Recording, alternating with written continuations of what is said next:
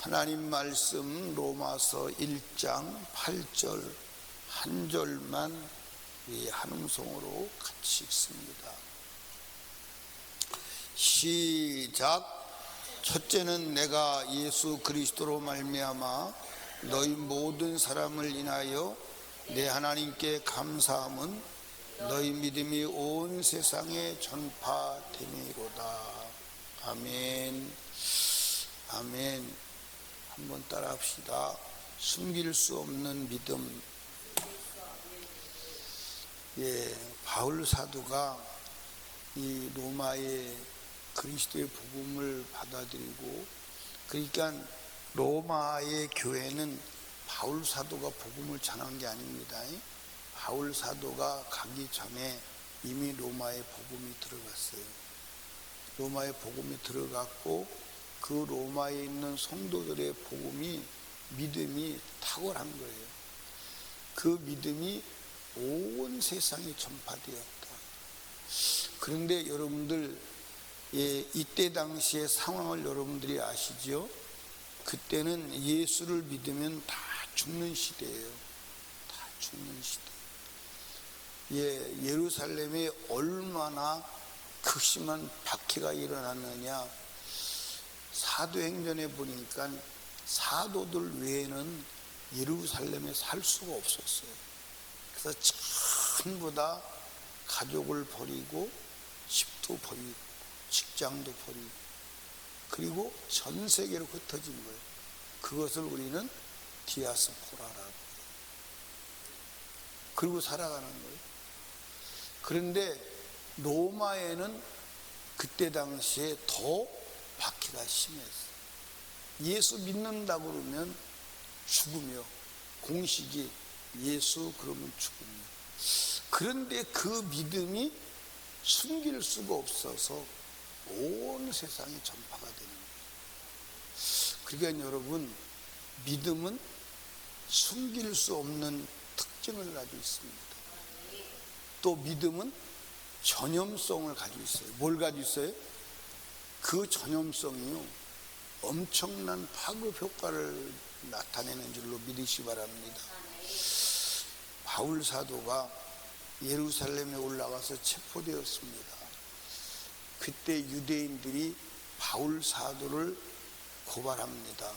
고발할 때 바울 사도를 뭐라고 그랬냐면, 이 사람은 연병이다. 연병, 페스트다. 오늘날로 말하면 코로나 보균자다. 접촉하면 걸리는 거예요. 한번 성경을 보실까요? 로마서 4도행전 24장 5절을 보세요. 사도행전 24장. 사도행 24장, 거기 보니까 이제 누가 이 바리 베드교 유대인들이 이제 벨릭스 왕에게 바울 사도를 상소하는 거예요. 고소하는 거예요. 그런데 그 24장 5절에 보니까 우리가 보니 이 사람은 뭐라? 연병이라는 거예요. 여기 한번 따라 합시다. 그리스도인은 연병. 이게 이제 페스트라는 거예요. 페스트. 그러니까 예수 그리스도를 믿는 사람은 보균자예요. 보균자. 접촉하면 전염되는 거예요. 그러니까 이 믿음은 전염성이 있어요. 숨길 수가 없습니다. 아멘. 왜 숨길 수가 없냐면, 믿음이 뭐죠? 믿음이 뭐예요? 믿음은 말씀을 따라 살아가는 거예요. 믿음은 예수를 따라 살아가는 거예요. 그러니까 믿음의 삶은 생활 방식이 전혀 달라요. 전혀 아주 그러니까 여러분들 누가 하만이 이 모르드게와 유대인들을 고발할 때, 죽이려고 할 때 뭐라고 고발한 줄 아십니까? 이 사람들은 법이 특별하다. 모든 만민의 법과는 다른 법을 가지고 있다. 그렇게 고발한 거예요. 그러니까 그리스도인은 특별한 법을 가지고 있는 거예요. 그래서 숨길 수가 없어요. 자, 보세요. 예를 들어서 사람들은 밥을 먹을 때 그냥 먹어요. 근데 예수 믿는 사람은 주신 분이 하나님인 거 알고 주님 감사합니다. 밥 먹으려고도 숨길 수가 없어요.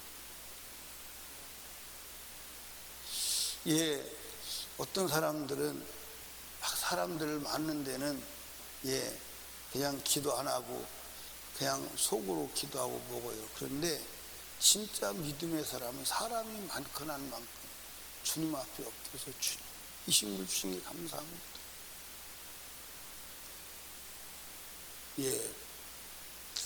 우리 옛날에 어린이집 할 때 선교원 할 때 어린아이가 불신 가족인데, 그때는 이제 우리가 제일 처음에 어린이집을 할 때 선교원을 할 때 무료로 한다고 그랬어요. 무료로.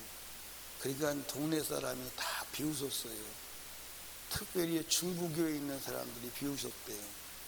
중부교회에 있는 사람이 우리같이 큰 교회도 그게 안 되는데 니들이 개척교회가 무슨 그걸 하냐. 근데 우리 실제로 12년 동안 했어요. 근데 이제 처음에는 사람들이 그게 되겠느냐 그랬는데 2년, 3년 지나가면서 되니까 이게 우리 선교원 들어올 때는 경쟁력이 생겼어요. 그래서 그때는 우리 교회 믿는 사람 반, 불신자 반. 우리가 전도하기 위해서 불신자가 들어올 때는 2년 동안 맡기는 것을 부모한테 약속을 받고 그리고 선교원 애들을 모집을 했어요. 그게 이제 불신 가정에서 예수도 모르는 집 아이가 이제 온 거예요. 와서 이제 교회 와서 막 선생님들이 복음을 가르치고 밥 먹을 때 막 기도를 하는 거예요. 그러니까 이 아이가 가르쳐 준 대로 해요, 안 해요? 집에 가서 하나님 감사합니다. 밥을 주셔서 감사합니다. 막 그렇게 기도를 하니까 아빠가 농담 반 진담 반, 이 새끼야 아빠가 벌어서 먹여주는 거지 무슨 하나님이 줘. 근데 이 아이가 거기서 끝났으면 괜찮은데 아빠도 예수 안 믿으면 지옥 가. 그게 이 아버지가 성질 나가지고 애를 기사대로 올려붙인 거예요. 그리고 이제 자기 새끼를 때렸으니까 열나잖아요. 그러니까 책임은 누구한테 있어? 나한테 있는 거예요. 목사는 나한테 전화를 했어. 애들을 데려다가 세뇌시켜가지고 말이지 애를 이렇게 만들어놨다고. 그래서 원래 들어올 때 그렇게 하기를 하지 않았냐고. 이 애를 이제 선교원에 안 보낸다는 거예요. 안 보낸다. 열받아가지고 그게 안 보낸다는 거예요. 근데 이 아이는 죽어도 여기만 온다. 다른 데를 안 간다는 거예요. 다른 데 안 간다는. 그 사람이 어디 살았냐면 대동 오거리에 살았어요. 대동 오거리. 안 간다는 거예요. 그러니까 이 사람이 집을 어디로 이사 갔냐면 파남동으로 이사 갔어요. 멀리 가면 애가 포기할 것이다. 근데 파남동에 가서도 안 된다는 거예요. 죽어도 겨자씨 성교원을 간다는 거예요. 가야 된다는 거예요. 야, 그 어린아이가요 대단하더라고. 결국 아빠가 부모가 못 이겼어요. 그리고 나보고 우리 보고 애거까지 실으러 오라고. 우리 거기 안 가요. 자기가 나중에 실어 날랐어요. 자기가. 여러분들 이게 믿음이 들어가면요 어린아이도요 감당이 안 돼요.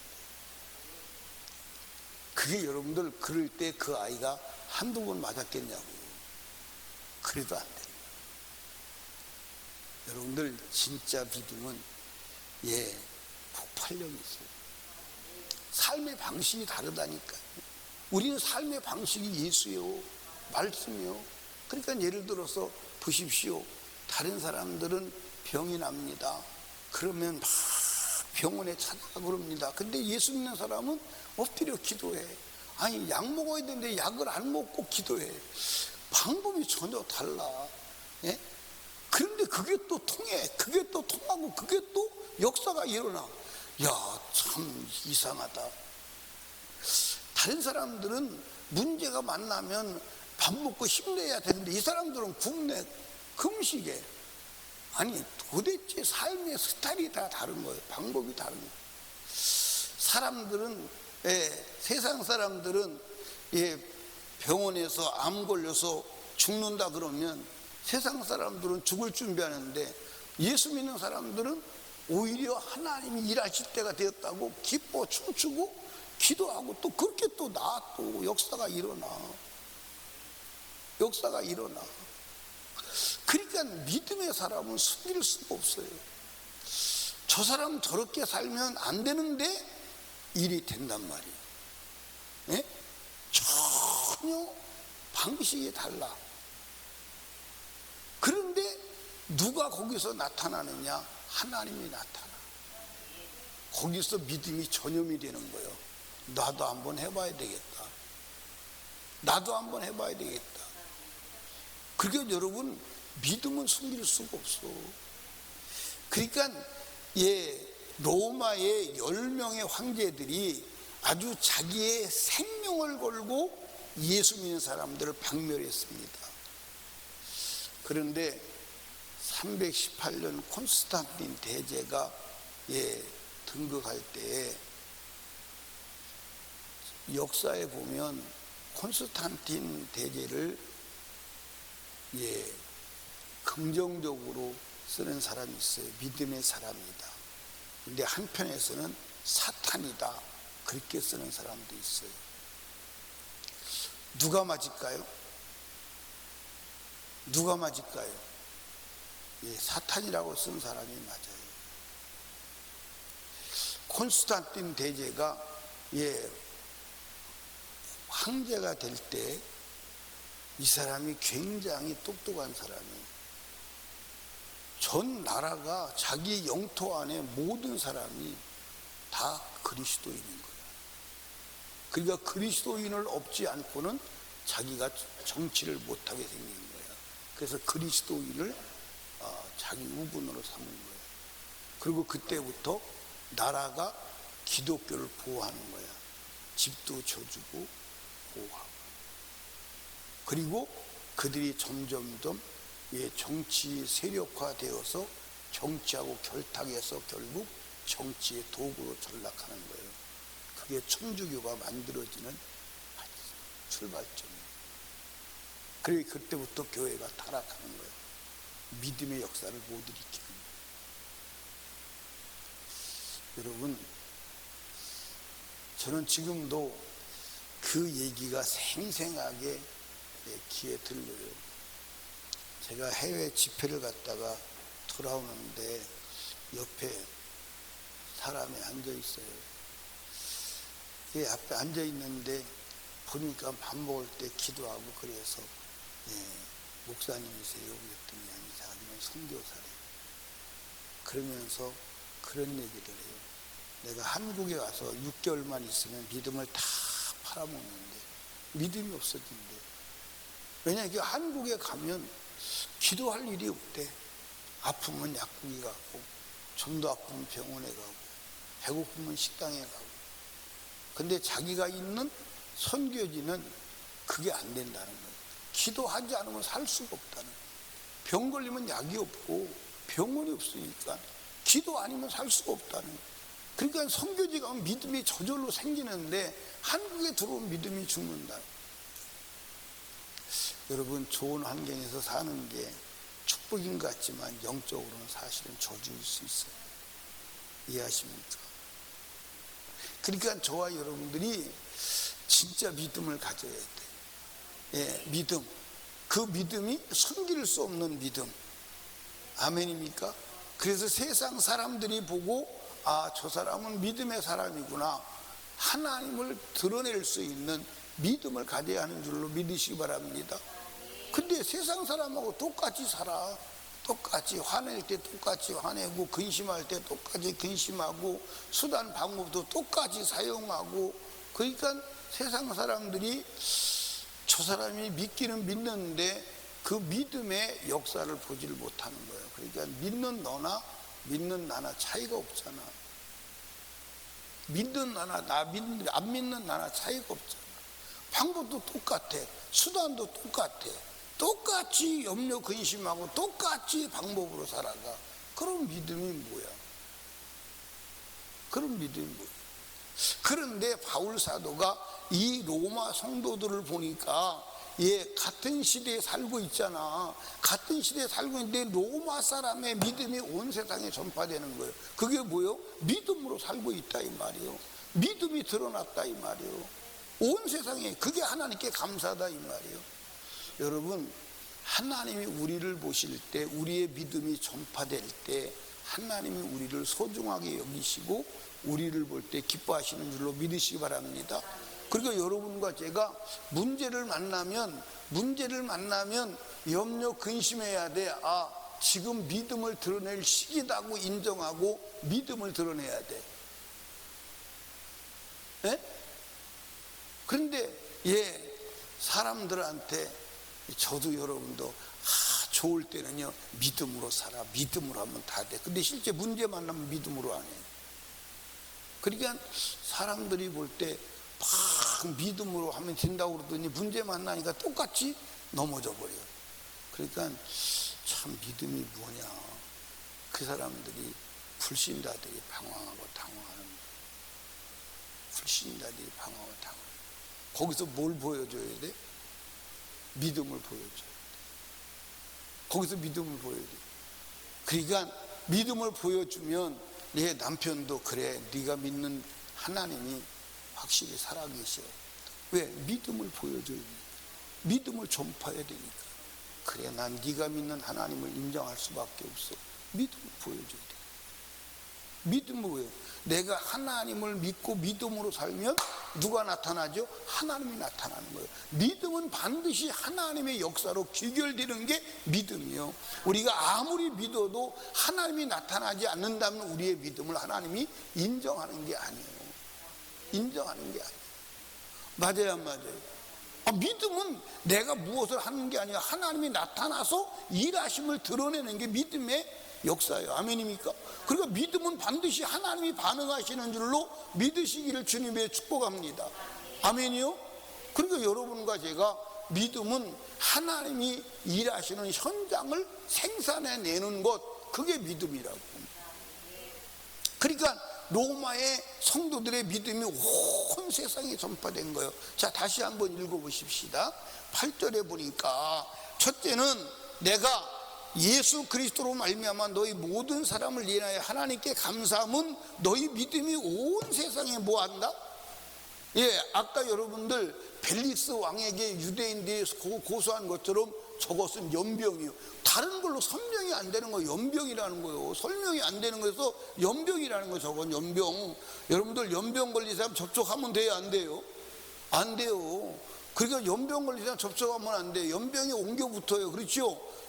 그러니까 여러분들, 우리가 예수 그리스도의 복음, 예수 그리스도를 가지고 있고 그 믿음으로 산다면 그 믿음은 숨길 수 없이 드러날 뿐만 아니라 그 믿음이 전염이 되는 줄로 믿으시기 바랍니다. 전염되어서 막을 수가 없는 게 복음인데, 여러분과 제가 오늘 그렇게 살아가고 있느냐, 자문 한번 해봐야 돼요. 자문 한번 해봐야 돼요. 여러분, 믿음으로 살아갑시다. 아멘. 믿음은 숨길 수 없어요. 막을 수 없어요. 아멘입니까? 그래서 이 악한 원수 마귀는 목표가 뭐냐면 믿음 죽이는 거예요. 믿음 죽이는 거예요. 믿음을 죽이면 믿음 없는 껍데기잖아. 그지? 아무 소용이 없어요. 아멘.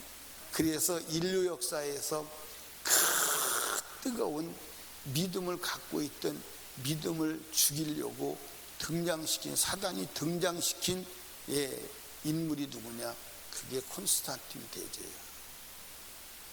콘스탄틴 대제부터 시작해서 기독교는 멸망으로 가는 거예요. 기독교는 멸망으로 가는 거예요.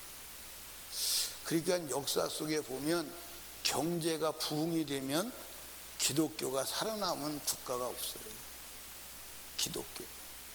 그러니까 여러분들, 경제적으로 부흥한 3만 달러, GNP 4만 달러 넘어가는 나라들이 교회가 있는 나라가 없어요. 유럽이 교회 있습니까? 미국이 교회 있나요? 여러분들, 그러니까 우리가 경제가 올라가면 삶이 편해지는데 영적으로는 죽어가는 거예요. 영적으로. 이해하십니까? 그러니까 아프리카 같은 나라가 어렵지만 우리가 아프리카 가서 단기 선교를 할 수 있는 것, 우리나라처럼 경제가 부강한 나라면 가능하겠어요? 학교에 가서 복음을 전하고 사람들을 모아놓고 예수 믿으라고 하는 게 가능하겠어요? 미국에 가서 그게 가능하겠어요? 영국에 가서 가능하겠어요? 안 돼요. 안 돼요. 그러니까 여러분과 제가 경제적으로, 사회적으로 복지가 잘 되어 있고 잘 사는 것이 축복일 수도 있지만 저주일 수도 있어요. 그러니까 우리는 그런 환경 속에서도 믿음을 잃지 않고 믿음으로 살아갈 수 있는 자가 되어야 합니다. 예를 들어서 내가 병이 났다. 병원에 갈 수도 있지만 믿음으로 반응할 때 하나님이 더 기뻐하시는 줄로 믿으시기 바랍니다. 사랑하는 설린교회 성도들이요, 우리 숨길 수 없는 살아있는 믿음의 사람 되기를 주님의 이름으로 축복합니다. 아멘. 그래서 믿음의 역사를 일으키는, 믿음의 전염성을 가지고 있는 그런 복된 자 되시기를 주님의 이름으로 축복합니다. 한번 따라 합시다. 믿음은 숨길 수 있다 없다? 없다. 믿음은 하나님의 말씀대로 살아가는 거예요.